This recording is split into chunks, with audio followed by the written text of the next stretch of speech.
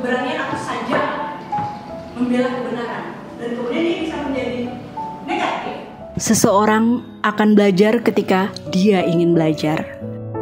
Orang ingin belajar jika dia bisa melihat dirinya dalam pelajaran itu, yaitu ketika ia merasakan sesuatu yang relevan baginya.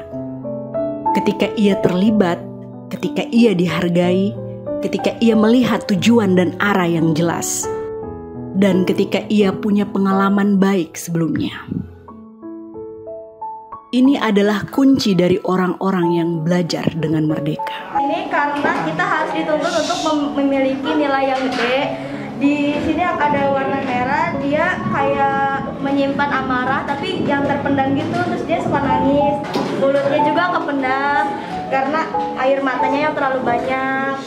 Terus di otaknya juga kayak dia selalu harus sukses, padahal kan kalau misalnya kita sukses juga kan belum tentu dari si pembelajar itu kita punya potensi dari diri kita sendiri. Sebagai guru, kita mungkin harus berhenti mengajak anak-anak kita untuk mau belajar. Alih-alih kita harus menyediakan situasi dan kondisi yang memungkinkan anak-anak untuk ingin belajar. Karena rupanya ada perbedaan besar antara mau dan ingin. Kita bisa menempatkan diri sebagai seorang anak dalam melihat pembelajaran yang kita rancang. Apakah saya ingin belajar ini jika saya seorang anak? Jika kita saja tidak ingin mempelajarinya, bagaimana kita berharap orang lain akan tertarik? Ketika kita bisa menilai bahwa pembelajaran kita kurang menarik, mungkin kita bisa memeriksa lagi.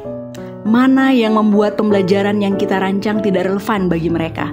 Apakah pembelajaran kita tidak melibatkan anak-anak sebagai pelaku belajar? Apakah anak kurang variasi? Atau metode pengajaran yang membosankan? Atau apakah kita kurang memberikan dukungan dan umpan balik positif selama anak-anak belajar? Apakah sebagai guru kita berperan terlalu banyak dalam prosesnya, sehingga kita kurang memberikan kepemilikan proses pembelajaran pada anak-anak kita? Apakah kita kurang memberikan ruang kemandirian bagi mereka? Atau apakah kelas yang kita bina kurang bersifat positif? Apakah kurang inklusif? Apakah anak-anak merasa nyaman dengan kehadiran kita, atau hubungan kita dan anak-anak kurang baik? Apakah kita kurang menghargai keunikan masing-masing anak? Apakah kita telah menggunakan bahasa tanpa kekerasan? Kuatkan dia, ya, ingatkan dia karena kita butuh diingat, kita butuh dikuat. Silakan mulai dari bisikan satu nilai terbaik buat teman kamu. Tapi satu ya, aku pengen. Oh, jadi